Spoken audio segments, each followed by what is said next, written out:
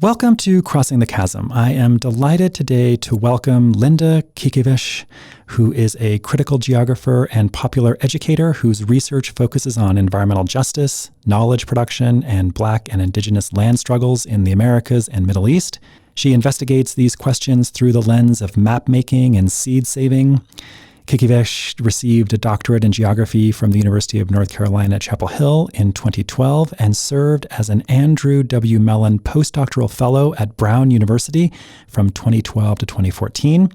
Her research, The Political Mapping of Palestine, studied the modern history of Palestine's maps and borders. Her writings have been translated into Arabic, Spanish, French, and Italian, and she regularly translates indigenous political theory from Latin America Spanish into English. The question that guides her work is how we share the world by respecting each other's differences. I reached out to Linda some time ago because I was very interested in the Zapatista movement and Zapatistas in general. She is a well-known expert on the subject, is very well-spoken, and I found this conversation to be extremely important and interesting. I hope you do too. Thanks for listening.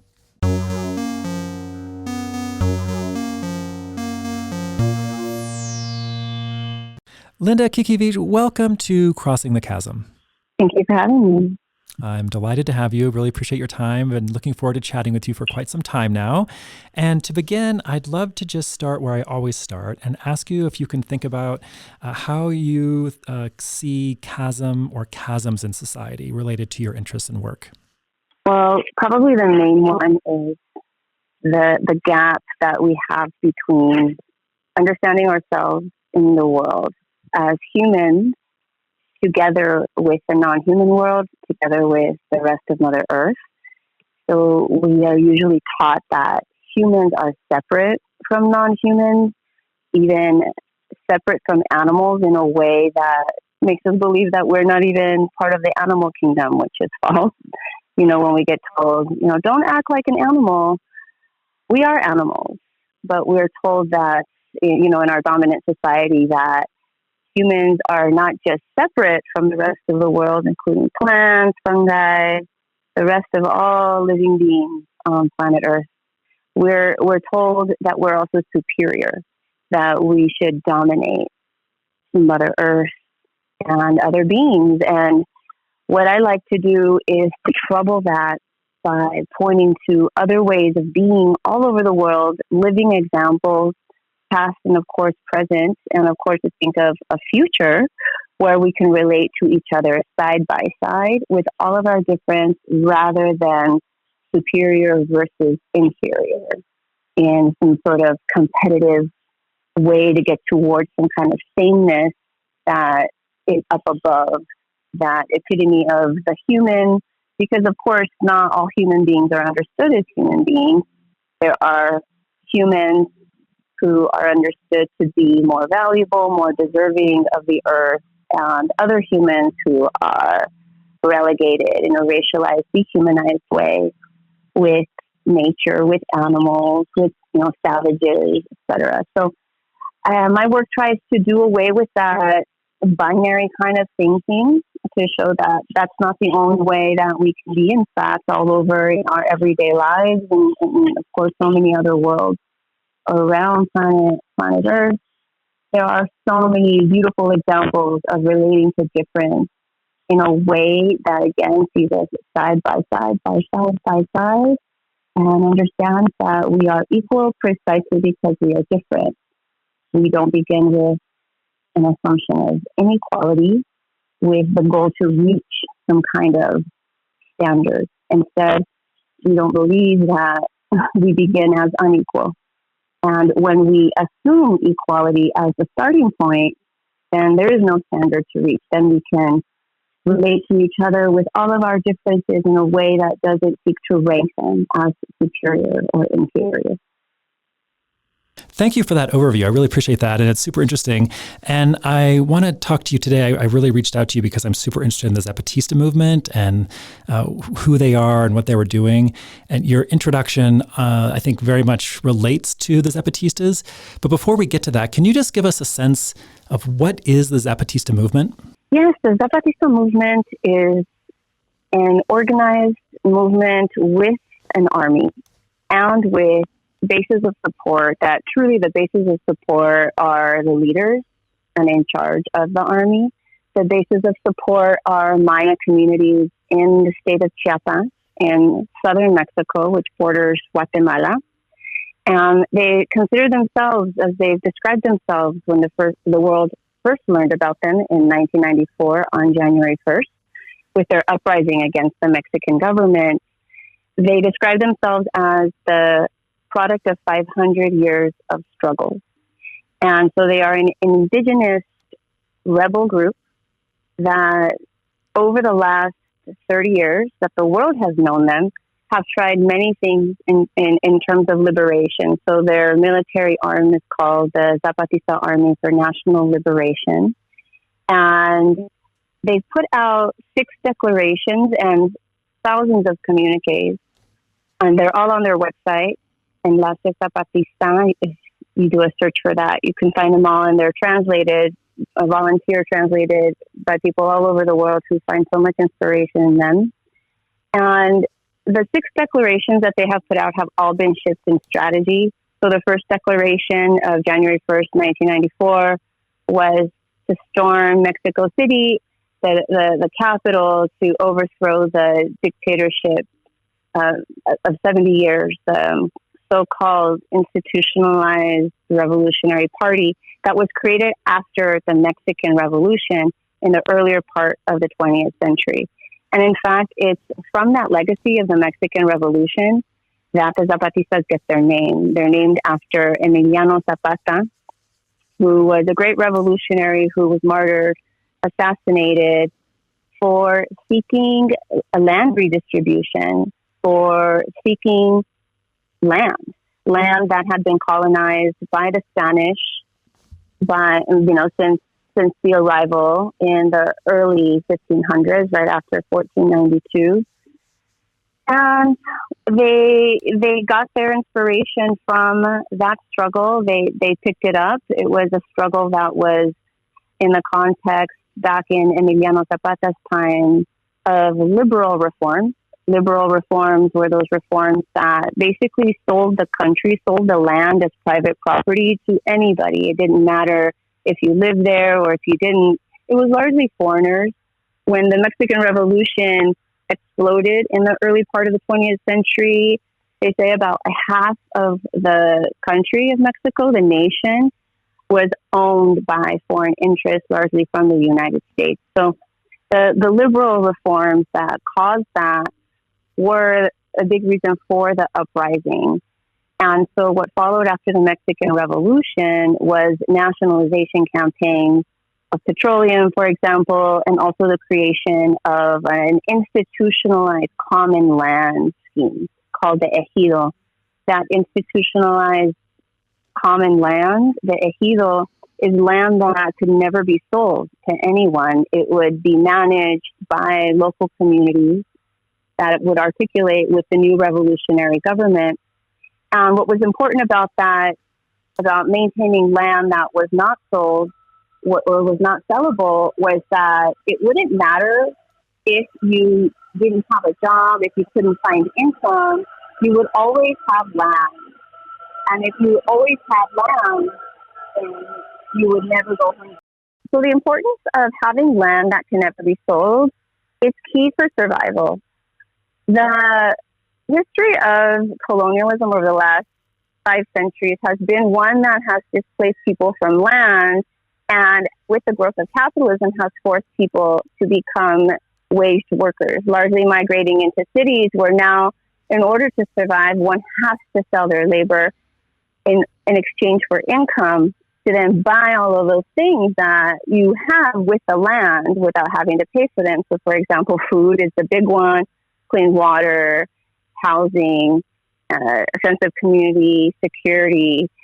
so much of that has been destroyed with colonialism and capitalism that the demand for land that is protected and cannot be sold is so important, because also so many banks will give loans to people using land as collateral.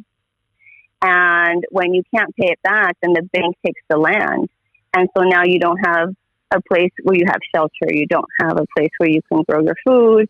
And now you have to become proletarianized, become a worker in the cities. So the Mexican Revolution of the early 20th century, with Emiliano Zapata in the south and Pancho Villa in the north, was largely to get land back, land and liberty, land and freedom. Tierra y libertad was the big slogan. And so what happened after the Mexican Revolution was the institutionalization of the revolution through a party that became a dictatorship, the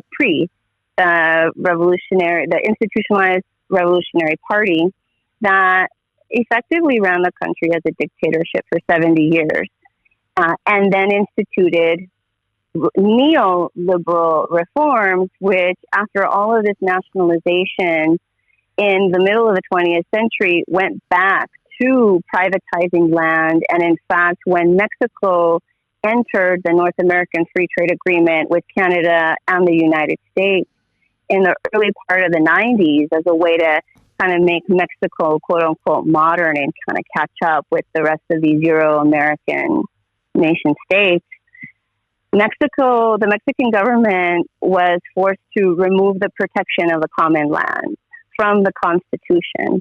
The ejido was no longer protected as it used to be, opening up the country for foreign direct investment, for sale of the land. And it was on that night when NAFTA, the North American Free Trade Agreement, went into effect that the Zapatistas rose up against the government in Chiapas, taking a lot of land back and letting the world know who they were through their communiques, which were distributed by a lot of their allies and journalists through the nascent internet. So they became also the first internet revolution, and their communiques became so powerful in that they embarrassed the Mexican government. The Mexican government didn't know when the communiques were going to come out. And so they shifted after just 12 days of fighting with armed weapons. They shifted from what they call the fire, the weapon, to the word, the communique, which was also a weapon. Of course, never putting down their weapons, never putting down their arms, having learned from 500 years of betrayals that they will always need to defend themselves. So since that moment, they've put out several more communiques, all trying to, do different shifts in strategy, including dialogues with the Mexican government, from which they were betrayed, and also trying to create other political national fronts. And then finally, with their sixth declaration in 2005 and 2006, deciding they were no longer going to speak to any governments anymore. They were only going to speak to other movements from below and to the left. So movements that are not just being crushed by others above, but also have a vision against capitalism, against colonialism, and that's the part that is left. Thank you so much for that background and history. It's super interesting. There's a lot there. I want to go back a little bit. You mentioned that they came to the forefront on the world stage on January 1st, 1994, the day NAFTA was ratified. Can you just speak a little bit to what preceded that? So who are the Zapatistas and why did they organize in southern Mexico in Chiapas? Yeah, the Zapatista, the EZLN, the Zapatista Army for National Liberation, was actually kind of like an arm or a branch of a greater revolutionary movement called the FLN, the National Liberation Front, which was created already knowing that this institutional revolutionary party, this government, was betraying the revolution back in the late 60s. In 1968, there was a student uprising in Mexico City, and the Mexican government retaliated by massacring the students. And that radicalized a lot of Mexican society. And from there, the FLN was created, which was a guerrilla organization, very much inspired by the times. The Cuban Revolution had just exploded a decade before. The Vietnamese guerrillas were fighting back the U.S. Americans in really effective ways. And so there was a lot of this idea of a guerrilla, a small, organized, very, very well organized band of fighters that could, using guerrilla tactics, overcome a conventional army. And guerrilla tactics are those where, like, you're with the people, you're with the land. You know the landscape a lot better than the conventional military that does not know the land or the landscape or the people, because they fight from above. And so the guerrillas, they fight from below. So the FLN spread all over throughout Mexico. And, initially they used to fund themselves by kidnapping people for ransom or robbing banks, and then decided to shift their tactics. And they have a really beautiful shift in where they talk about how their task was not to express their outrage.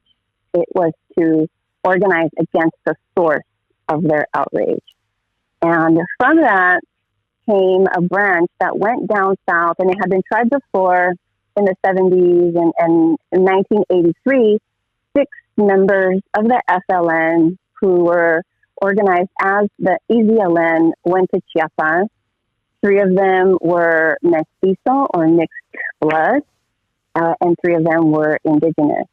And when they went down to Chiapas, they went in as Marxist-Leninists, meaning that, they had this idea that there is a vanguard elite party or group of intellectuals or those who are in the know and know how to do revolution, and their job is to tell the people how to make revolution.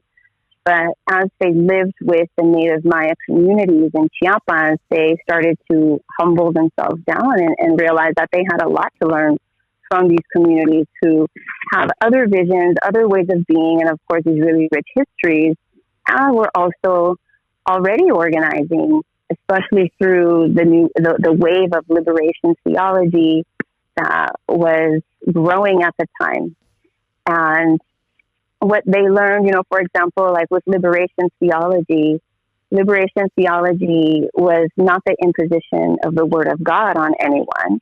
Liberation theology was looking for the word of God and not already existing practices in everyday life. So liberation theology came from this encounter of these Catholic priests who allowed themselves to be humbled by indigenous communities in South America, all over Central America, up into Chiapas.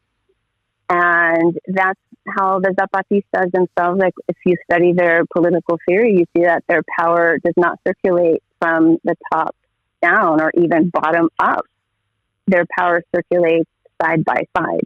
They're very much trying to not take power, not take state power. State power is that power from above that imposes down.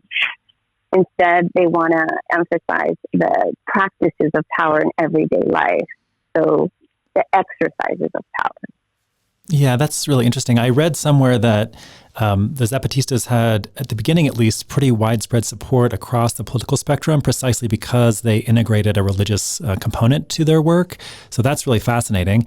I guess I'm wondering if you can talk a little bit about what happened on the ground after 1994 when they had this manifesto and they started making action in combination with indigenous people in Chiapas.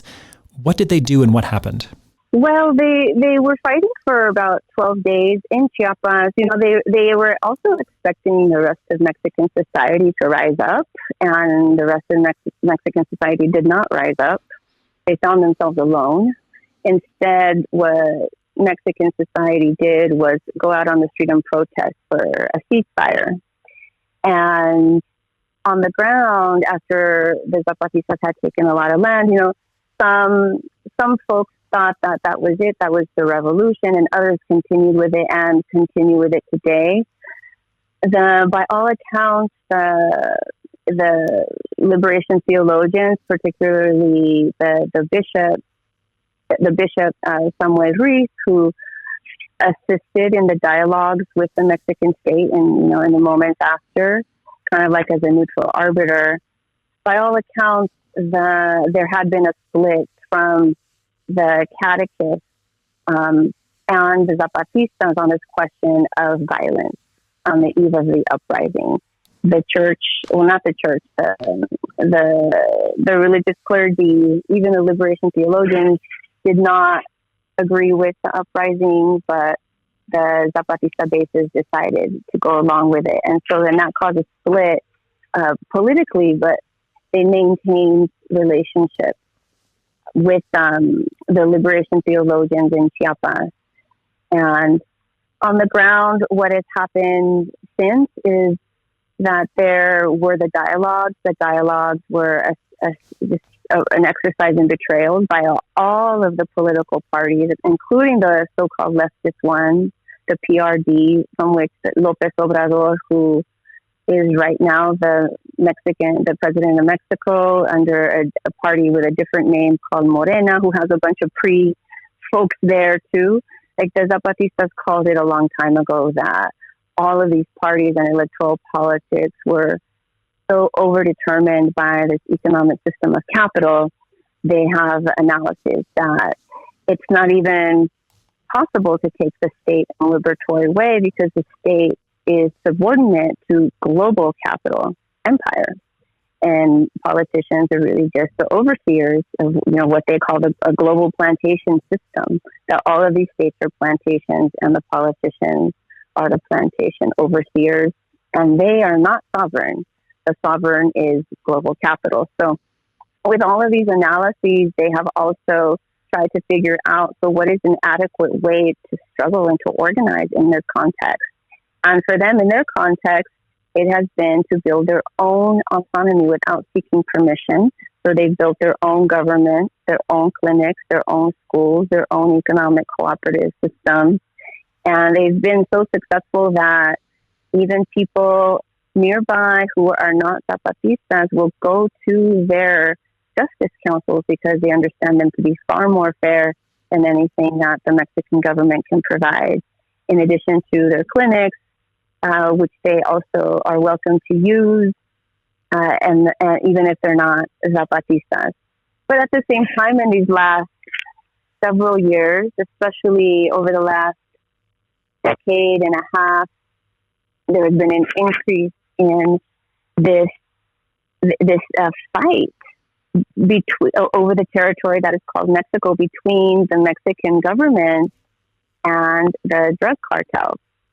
And right now, in 2024, what we've been hearing about is these experiences, especially along that border between Chiapas and Guatemala, where there is no sovereign, there is no even pretense to a sovereign Mexico, because there are territorial disputes between the cartels and the Mexican military, and it's not that they're all different. It's just that they're different competing actors. The Mexican government is very much intertwined with a lot of the cartels, and then there's rivalries over territory, especially through the drug trade. And there are, local politicians, people who want to actually do something for their community. They'll run for mayor, and then they end up assassinated. So since the Zapatista uprising in the 90s, we have seen that it's true. What the Zapatistas analysis has been is that the nation, the quote unquote nation of Mexico, no longer exists. It is dead. There is no social cohesion, and instead what exists is a global plantation. Yeah, thank you so much. I don't think many people have context for that situation, especially in southern Mexico, and I appreciate that perspective. I guess I wanted to ask you, you mentioned in your last discussion about this autonomy and the notion of how the Zapatistas were working towards autonomy within a recognized state. Can you talk about, and I want to get to a little bit later about the specifics in terms of the education and the clinics and so forth that you talked about, but just in general, what did this notion of autonomy mean and how did they work to engender that? Well, the first thing that is important to recognize is that their notion of autonomy is communal. And that's important because in the dominant society, we're taught about individual autonomy. Individual autonomy, this idea that the individual subject is completely removed from society, from other beings in the world, and can be just their own rational thinker, self-interested, the capitalist subject, the one that doesn't need anyone else, just themselves in order to survive. And that is not what the Zapatistas seek. Instead, they seek communal autonomy, the recognition that we are all intertwined. And so then by autonomy, they mean that they are autonomous from the state and from capital. So they use these words, rebellion and resistance. And the way that they use these words is rebellion means no. That, what is it that they're against? And their resistance is their yes. And that's, how they resist getting sucked into this world of capital where they're forced to sell their labor power, or try to sell their labor power, because it's never a guarantee. And in fact, there's so many who are not successful at selling their labor power that what they face is death. And so when they talk about autonomy, they don't mean creating another nation state or another state within a state at all. In fact, the state of Mexico, along with several other states around the world, is a signatory to ILO 169, which officially respects the autonomy of indigenous communities in the territory that they govern. The United States is not a signatory to this. The Mexican government is. And the Zapatistas don't believe that any international law, including ILO 169, will give them autonomy. So they construct their own autonomy. But they have in the past, turned to ILO 169 just to point out the contradiction of the state of Mexico, that it says it respects autonomy. It's kind of like it puts it up as an obstacle, so that the Mexican government doesn't attack them. But then the Mexican government and all these other corporations, they send paramilitaries in, so it doesn't look like the Mexican government is attacking them. So instead, it looks like it's indigenous people fighting other indigenous people, sadly. And so when they talk about autonomy, it's to be autonomous from this world system of death and destruction, which is capital, which is colonialism. It's a completely different world, with a completely different set of values, and more importantly, ethics. Their ethics are enormous. They talk about, how do we even have ethics with war? How do we have ethics when we have a military? And they talk about how they themselves as soldiers are not truly human because they have a weapon. And when you have a weapon, might equals right. And that is not a true human. They have this idea from the Tojolabal concept, the Tojolabal Maya ancestral concept of what is true. The true, for example, the language Tojol means Tojolabal. It means the language of the true, and the Tojolabal people are the people who seek out the true.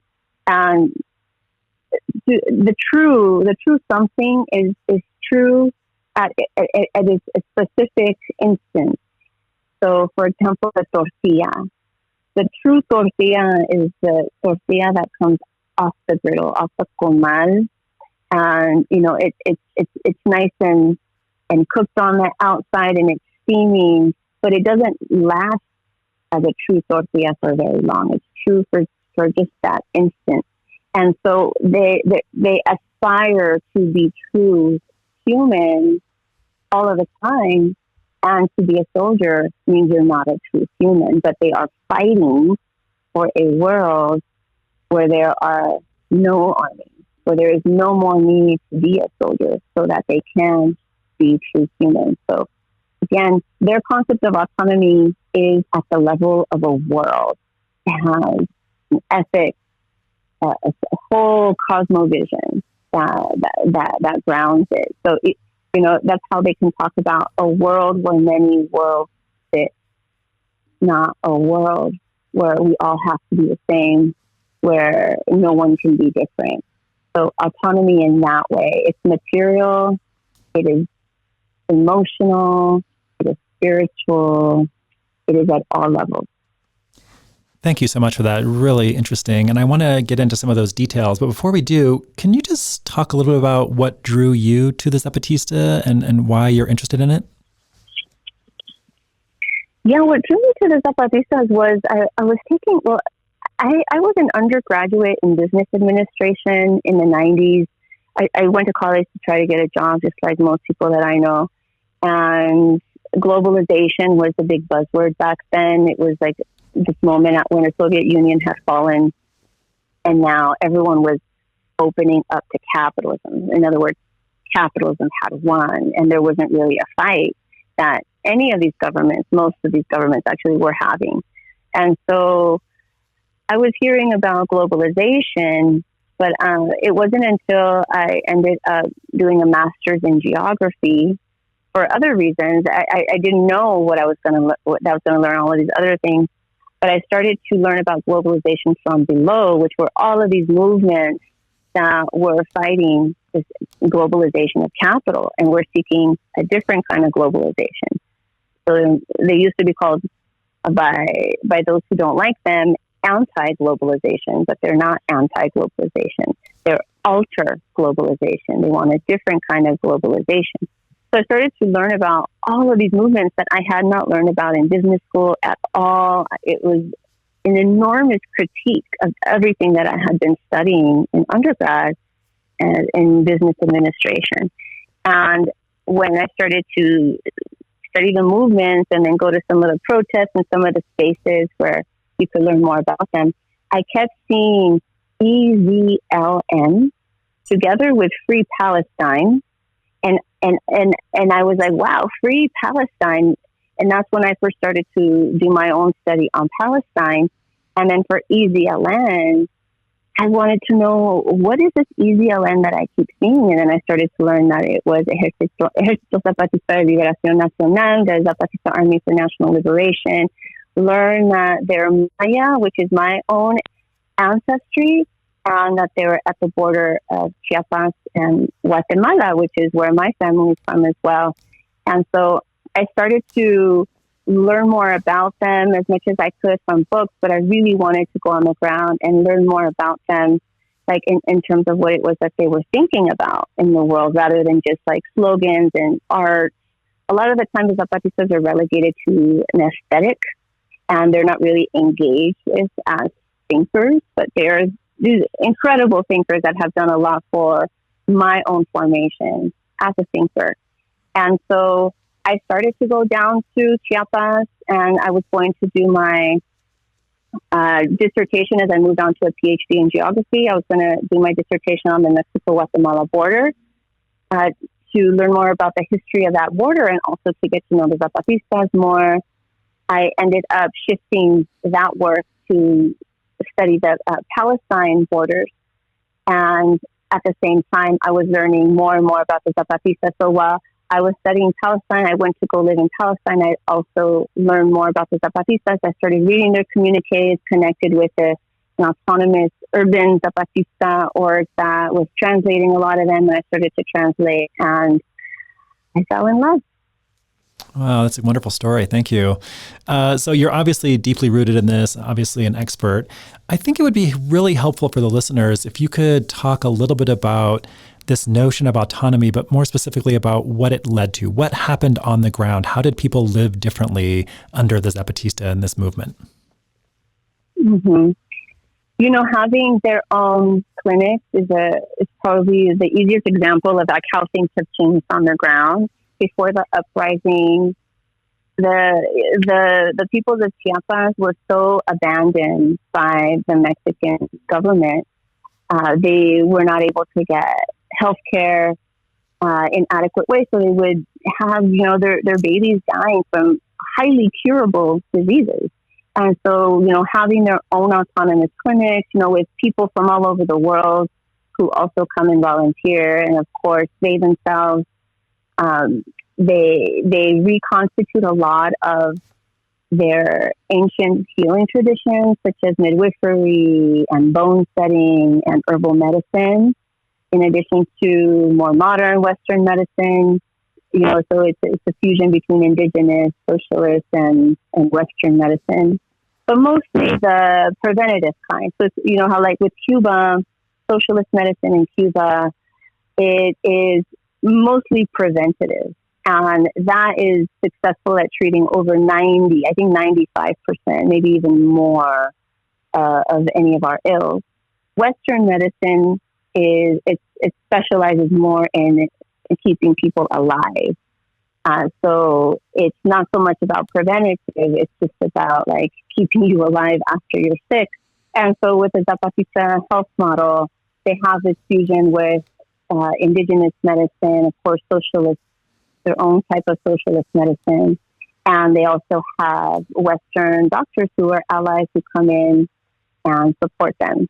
So statistically, over the last 30 years since they started building their economies, you can see their healthcare has improved dramatically with their educational system as well.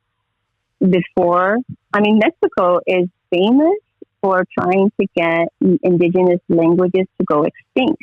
And I can give an example of my own ancestral community, the Maya Mam. The Maya Mam have been cut by the Chiapas-Guatemala border, and Chiapas is in Mexico. And after the Mexican Revolution, there was a whole Mexicanization campaign of the country, this nationalist idea that everyone had to speak Spanish. And so the Maya Mam on the Chiapas side of the border do not speak Mam anymore. They only speak Spanish. They were, not allowed to speak their own language in their schools. But in Guatemala, the Maya Mam still speak Mam.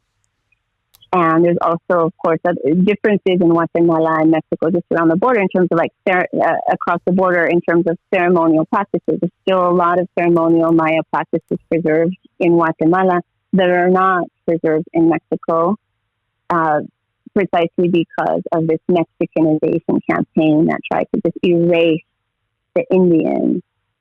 And so with the Zapatista autonomous schools, they're able to speak their own languages. They're able to learn their own histories. They're able to learn what it is that they want to learn. And that's the importance of autonomy, is that one gets to decide. One gets to not only decide, but one gets to enforce. So at the level of law, for example, they have very famously the Women's Revolutionary Law, which they actually called the first uprising. It was in 1993 that happened internally to the Zapatistas. Almost a year before their uprising, they settled on the Women's Revolutionary Law that gave women rights. And they call that their first uprising that had to take place before their second uprising against the Mexican government. And laws are only good as their enforcement. And because it's their own laws, they themselves enforce these laws. So that's the power of autonomy, is that rather than giving up your power to somebody else to enforce what you want, you yourself as a community enforce it and make it true. So seems to me to be the most powerful part of all of this, which is the Zapatistas saw a pathway forward to change society, to realize autonomy, to have a control of their economies and their education systems. Can you speak to the effects? Has it been successful? What's the status at the moment? It's been mixed, and there's a lot of tragedy, including, in addition to inspiration. And speaking of the tragic part, there is a problem just generally with the Western left. The Western left, meaning, European, Euro-American left, that believes that the only interesting thing happening in Latin America is whatever these, the presidential elections do. So like Evo Morales, Hugo Chavez, it's a left that looks only from above and wants to just take power because their mode of power circulation is from above down to below. back to this vanguard elite Marxist-Leninist position. And it's not just Marxist-Leninist. It's this whole idea that there are some who, like the technocrats, who know and others who don't know. So they don't really believe in the power of the people and the power of the below. And so they supported the Zapatistas very much with the uprising on January 1st. There's also a fetish that many of them have with a gun. But when the Zapatistas started to then emphasize losing autonomy instead of taking the state, instead of being at war with a gun, then it didn't seem so sexy anymore to the left from above. And they've largely been ignored. And not only ignored, they've even been maligned by a lot of these so-called leftists, the leftists from above, because the Zapatistas will not support the state. They won't support presidential election, not even the progressive president, because they themselves see that it's just an overdetermined politics that actually squashes revolutionary consciousness.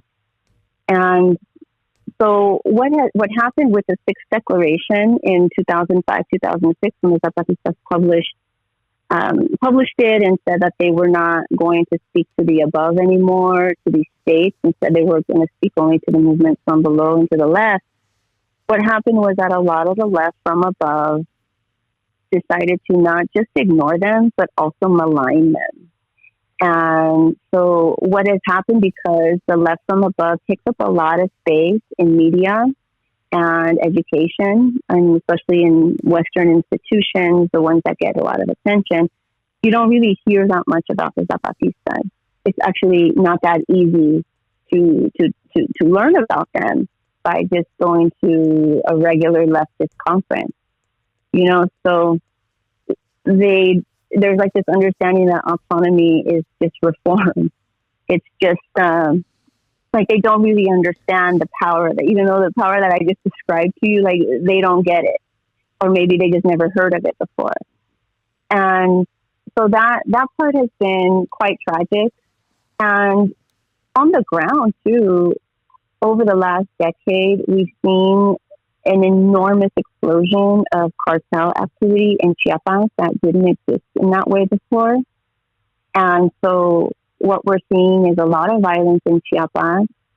And with this president, López Obrador, this is an example of the dangers of electoral politics, of uncritical electoral politics. Because Zapatistas never tell anybody not to vote. They just don't support anybody.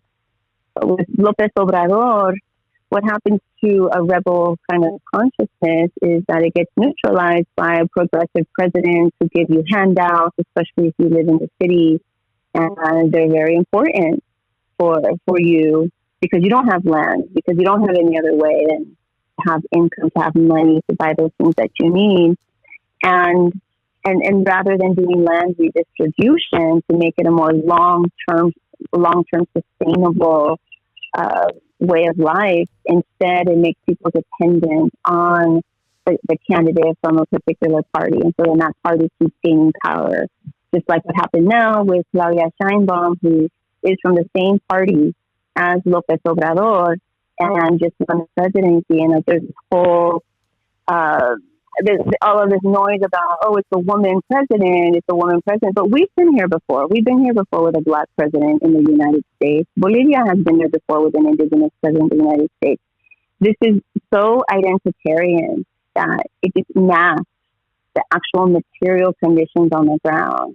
And again, even though there's a lot of support from people in urban centers who have been dispossessed of land, the longer term solution would be land redistribution. And in fact, when the Zapatistas today speak, they talk about the commons trying their strategy today as of November, December 2023 has been to make all of the land that they liberated free of title. It's not even Zapatista. There is no title. They really want to lean into this fact that land cannot be owned, that Mother Earth cannot be owned. And a reason for it is because of schemes like López Obrador's scheme in Chiapas right now called Sembrando Vida, sowing life, which the Zapatistas add to that, harvesting death. Because what it is a scheme that will pay handouts or stipends to folks who will plant certain fruit trees on their land, but they have to be the individual title holders of that land. And because a lot of the land is not titled that way, it's still in common, and especially the land that the Zapatistas liberated in 1994, what's happening is that people desperate on the ground for some kind of income, for some kind of money to feed their families, they are encroaching on these liberated lands and are shooting at the Zapatistas. They burnt their coffee warehouse in the last couple of years. They've been kidnapping. It's been really, really terrible in Chiapas for the Zapatistas in terms of violence because of this scheme, the Sembrando Vida, which is a land titling scheme above all. It is a scheme that wants to make land have some kind of individual property title in order to be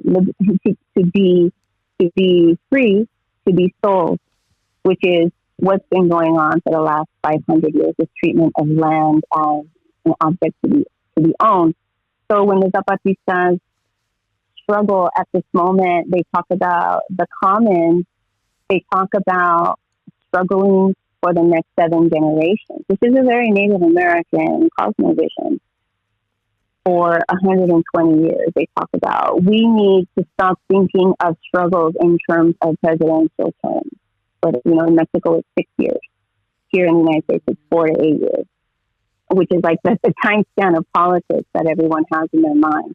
And instead, they talk about needing to struggle for the next 7 generations, for a little girl that you're never going to meet in the future, who hopefully will not be struggling over the same thing. Instead, she will have new struggles and won't have to keep repeating these old ones that we keep having. So it's a very different conception of not just space, it's also a very different conception of time. Yeah, thank you for that. I mean, that's the reason why I really wanted to talk to you, because it's to me, the Zapatistas have this really different worldview and a different conception of what's possible and what's needed that I just think is so refreshing and important and misunderstood.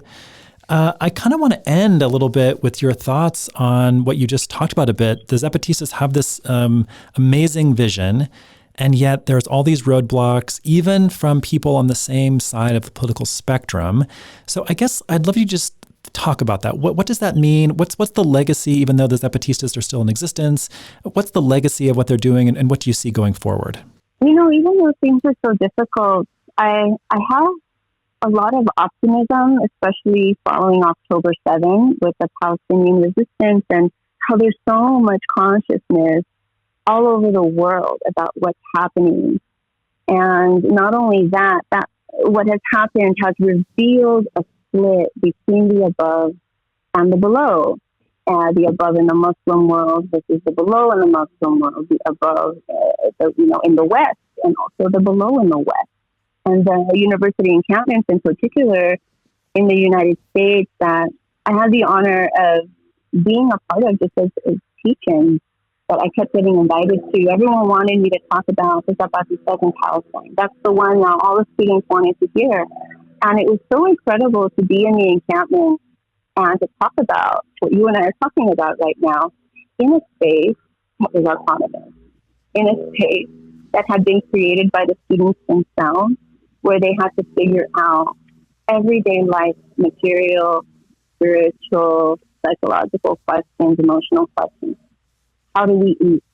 What is our shelter going to be? How are we going to keep each other safe? What kind of education do we want? I mean, it was their own autonomous education space, because in the universities, they weren't able to talk about Palestine. The professors didn't want to talk about Palestine, or they were being policed against talking about Palestine.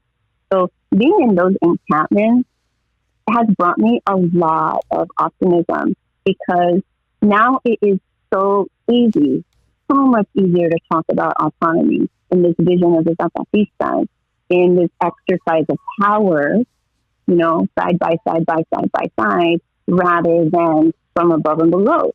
Especially because, as we've been witnessing with Palestine, those institutions from above are completely useless. In fact, they've been created precisely to crush the below and to preserve the powers of the above. So this moment, I think, it's been long in the making. One of the professors at the Columbia encampment, Mohammed Abdul, who's a really close friend of mine, he was actually in Tahrir Square in 2011 with overthrow of Hosni Mubarak, the Egyptian dictator. And in Tahrir Square, that was an incredible moment where people, after taking the square from the police, maintained it. And in maintaining it for several days, they had to figure out how's everybody going to eat, what's our shelter going to be, how are we going to keep each other safe, what kind of education do we want, so. And later we saw that a bit with Occupy. So we've been seeing these moments of these autonomous zones being created. And with the university encampment, it was for me, when I walked into the UCLA encampment, I felt like I was in Chiapas, and I had never felt like that in the United States. It really is a feeling above all. It's not something that you can describe and someone will fully get. It is the way that this other world makes us feel. That is what's so important about it. And so it is an enormous inspiration what the Zapatistas have done, and they keep doing even under all of this violence. They keep strong about it. So I'm hopeful. I am hopeful. Thank you so much for that. I really appreciate it. And I want to end with 3 questions more specific to you personally. And I asked the same ones, and you've basically just answered the first one. But I'll ask it anyway, and you can take it where you want. But what do you see in the society presently that gives you inspiration and energy? It really, it's Palestine right now. I've been following the Palestinian movement and accompanying the Palestinian movement as long as I've been accompanying the Zapatista movement. And I've never seen the world so conscious about how the problem is not just one geography. The problem is a problem of the world. So there have been a lot of paths that have been opened up and cleared for us to keep on walking and keep on making new ones. So that is something that is an enormous inspiration to me and source of hope. Thank you. The second question has to do with whether you've read or seen or heard anything recently that's made you think more deeply or in different ways about our current moment in society. I've been working on my own book, so I haven't been doing very much reading in the last several months, although I have been keeping up with conversations in Palestine about, this question of resistance. With October 7th, there's been a lot of debate over, do we support the resistance, do we not support the resistance? And by that, I specifically mean Hamas, which I describe as from below and to the right, rather than from below and to the left. And the discussions in Palestine are really interesting, particularly the ones coming from Palestine and not so much Western academia and Palestine studies, which is very, very limited because it has never really wanted to critique empire. Instead, it's kind of like thought to be part of empire. That's kind of been the task of Palestine studies in Western academia, is to get empire to love Palestinians. I'm not talking about that. I'm talking about Palestinian thinkers who are very critical about empire. And what I'm seeing is, these conversations about, do we support the resistance? Are we really talking about armed struggle? Are we really critical of armed struggle? Are we really critical of Hamas? So a lot of these contradictions that haven't been really able to come out into the fore are coming out right now. What I would like to see more of is a distinction between resistance, between armed resistance and liberation, where I think the conversation is going in that way. It's going to go in that way in the near future, where we can support resistance. And in fact, it's not just that we can support it. Resistance is inevitable. When you crush someone, it's inevitable that there's going to be resistance. So to condemn resistance doesn't make any sense to me. It's going to happen. What I condemn is the structure of that you're even allowed to crush anybody, that structure of the above versus below. That's what I condemn. And so what we're seeing a lot of right now is conversations that are still kind of stuck in this above-below structure, where we're talking about the resistance of the below, but we're conflating it with liberation. That's not the same thing. Liberation is exiting the situation, creating a whole different context than above and below, and going side by side by side.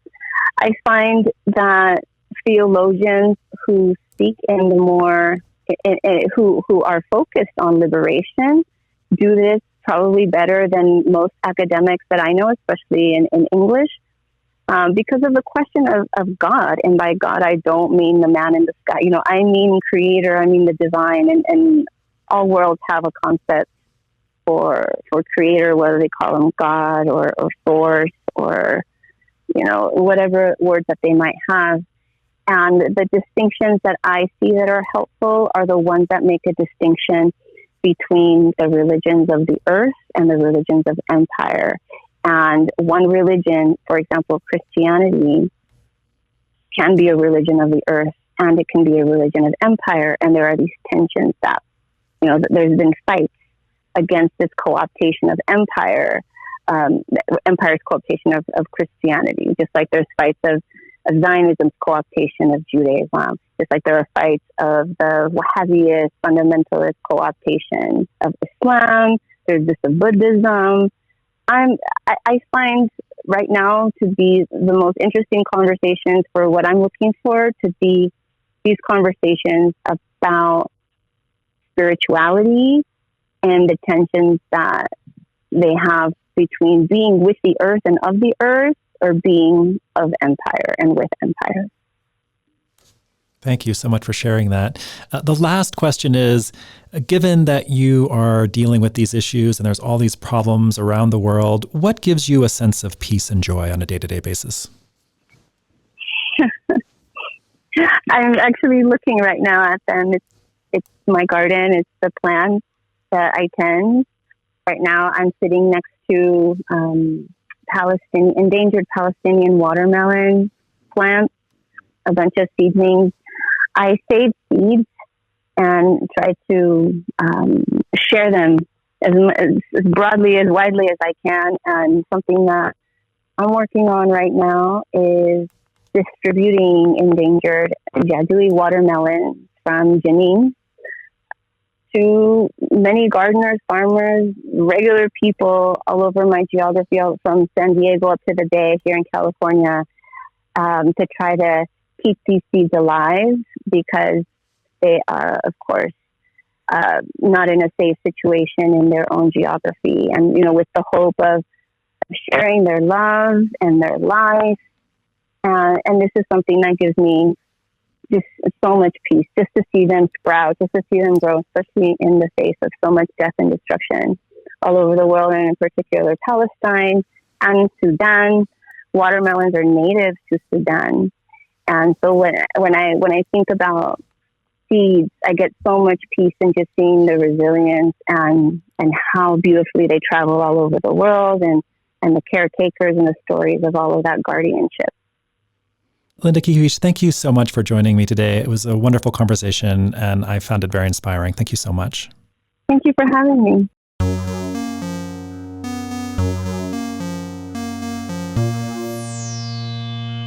When I thought about this podcast, I wanted to bring people on who could talk to visions for a different kind of society, and Linda did just that in the conversation around the Zapatistas. We barely scratched the surface, and I had so many more questions, but I respected the way that Linda was able to distill where the Zapatistas came from, what they're doing, and more importantly, how they have affected society. Their vision is so inspiring, and it was delightful to hear that Linda felt the same way. I really appreciated the conversation and learned so much. As always, I want to thank the executive producers of Crossing the Chasm, Dan Phillips and Cody Bayless, and I want to thank Anodyne Diversion for the music. And as always, thanks to you all, the listeners, for tuning in. I hope you enjoyed this conversation as much as I did. Thanks for listening.